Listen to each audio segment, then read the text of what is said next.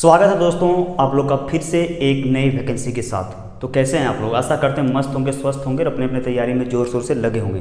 तो दोस्तों बिहार में एक फिर से बहुत ही बेहतरीन वैकेंसी निकल के आ चुकी है जिसका नाम होने वाला है AEDO। इसका फुल फॉर्म होता है असिस्टेंट एजुकेशन डेवलपमेंट ऑफिसर।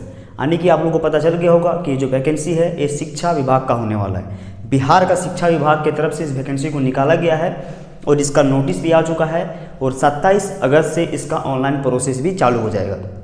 तो जितने भी लोग बिहार की जॉब का तैयारी करते हैं उनके लिए बहुत ही बढ़िया अपॉर्चुनिटी है और एक अच्छा खासा सैलरी मिल रहा है, एक बढ़िया ऑफिसर लेवल का नौकरी मिलने जा रहा है आप लोग को।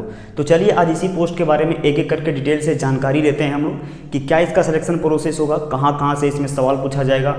और सबसे पहली बात कि इसमें मात्र सिंगल परीक्षा होगा, एक ही परीक्षा होगा इसमें, और इसमें PT ही होगा, एक तरह से बोल सकते हैं। तो एक ही परीक्षा है तो इसमें दो परीक्षा नहीं होगा।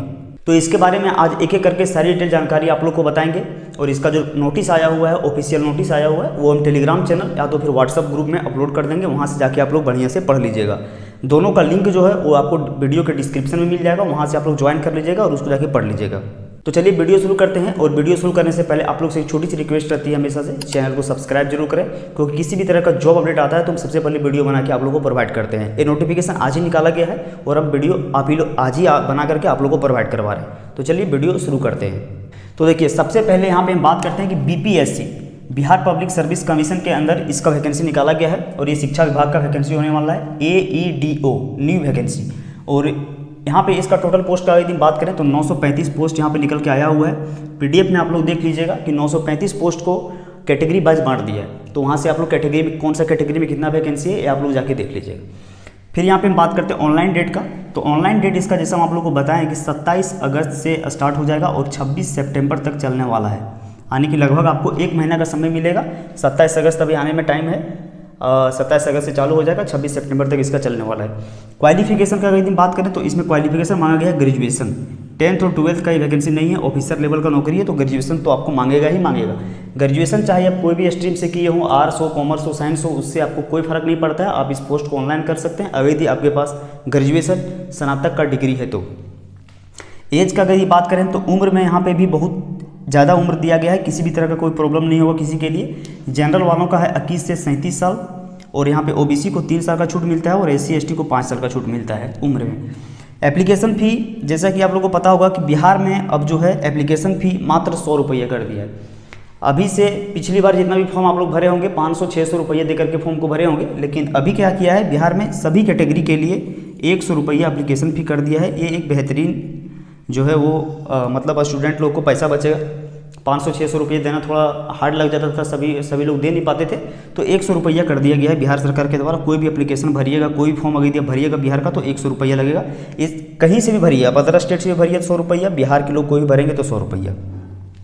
इसका सिलेक्शन प्रोसेस जो होगा वो एग्ज़ाम होगा पहले, उसके बाद सीधा डॉक्यूमेंट वेरिफिकेशन होगा। सिंपल एक एग्ज़ाम होगा। इसमें एग्ज़ाम ऑनलाइन होगा या ऑफलाइन होगा अभी जो है सो नोटिस में नहीं लिखा गया है, लेकिन BPSC और बिहार में जितना भी वैकेंसी आता है लगभग सब में ऑफलाइन एग्जाम होता है। तो उम्मीद करिएगा आप लोग कि शायद इसका भी ऑफलाइन OMR सीट में ही होगा इसका एग्ज़ाम। ठीक है, इतना कुछ हो गया। अब यहाँ पे बात करते हैं चलिए एग्ज़ाम के बारे में।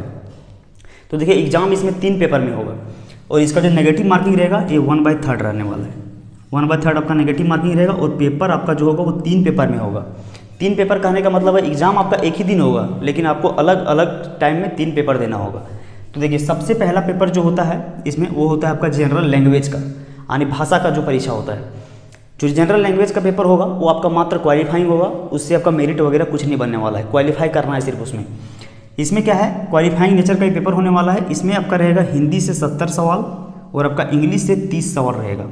आपको 100 सवाल पूछा जाएगा, 100 मार्क्स का रहेगा और समय आपको मिलेगा 2 घंटा का इस पेपर को सॉल्व करने के लिए। तो समय अच्छा खासा मिलता है स्टेट एग्जाम में। सेंट्रल एग्जाम में थोड़ा कम मिलता है, लेकिन स्टेट एग्जाम में समय काफ़ी मिल जाता है। तो पहला पेपर जो होगा वो आपका लैंग्वेज का होगा, जो आपका सिर्फ क्वालिफाइंग होगा। फिर यहाँ पे बात करते हैं दूसरा पेपर का। दूसरा पेपर जो आपका होगा वो होगा जनरल नॉलेज का। ये दूसरा पेपर में सिर्फ जनरल नॉलेज का सवाल पूछेगा, दूसरा कुछ भी नहीं रहेगा। इसमें आपका क्या रहेगा, 100 सवाल रहेगा, इसमें भी आपका 100 मार्क्स रहेगा और 2 घंटा इसमें भी आपको समय मिलेगा। नेगेटिव मार्किंग यहाँ पे आप लोग को बता दी 1/3 आने वाला है। तो दूसरा पेपर रहेगा जनरल नॉलेज का 100 सवाल, 100 मार्क्स, 2 घंटा। आपका दूसरा पेपर और तीसरा पेपर से ही आपका जो है वो मेरिट बनेगा। तो यहाँ पे पहला दूसरा जो पेपर है वो जनरल नॉलेज का है, तीसरा पेपर जो है वो आपका है जनरल एप्टीट्यूड का। जनरल एप्टीट्यूड का कहने का मतलब है कि मैथ और रीजनिंग। तो इसमें क्या रहेगा, तीसरा पेपर में आपका मैथ रहेगा और आपका रीजनिंग रहेगा। तो मैथ और रीजनिंग रहेगा तीसरा पेपर में, इससे भी आपका 100 सवाल पूछाएगा, 100 मार्क्स रहेगा और 2 घंटा इसमें भी आपको समय मिलेगा। उसके बाद आपका सीधा हो जाएगा डॉक्यूमेंट वेरिफिकेशन। आप अगर यदि एग्जाम पास कर लेते हैं तो आपका सीधा डॉक्यूमेंट वेरिफिकेशन होगा, मेंस वगैरह इंटरव्यू वगैरह कोई चीज़ नहीं होगा इसमें। सीधा एग्जाम के बाद सीधा डॉक्यूमेंट वेरिफिकेशन, उसके बाद डॉक्यूमेंट वेरिफिकेशन के बाद सीधा आपका सिलेक्शन। तो यहाँ पे आप लोगों को समझ में आ गया होगा कि पेपर इसका जो होगा वो तीन पेपर एग्जाम जो होगा 3 फेज में होगा। 3 पेपर में पहला जनरल लैंग्वेज का होगा जो सिर्फ क्वालिफाइंग होगा, दूसरा पेपर और तीसरा पेपर से आपका जो है वो मेरिट बनेगा, दूसरा में सिर्फ आपका जनरल नॉलेज पूछेगा और तीसरा में आपका जनरल एप्टीट्यूड रहेगा जो कि मैथ और रीजनिंग रहेगा। दोनों से 100 सवाल आएंगे जिसमें 100 मार्क्स मिलेगा और दोनों में 2-2 घंटा का समय आपको दिया जा रहा है।